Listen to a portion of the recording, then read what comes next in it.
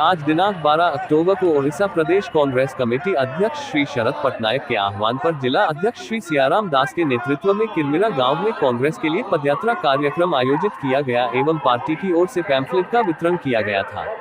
मुख्य रूप से कृषि और किसानों की समस्या, हर ब्लॉक में कोल्ड स्टोरेज, गोदाम, स्थानीय युवाओं के रोजगार और बेरोजगारी की समस्या, स्वास्थ्य पर बीजेडी सरकार के झूठे वादों और धोखे से जनता को अवगत कराना,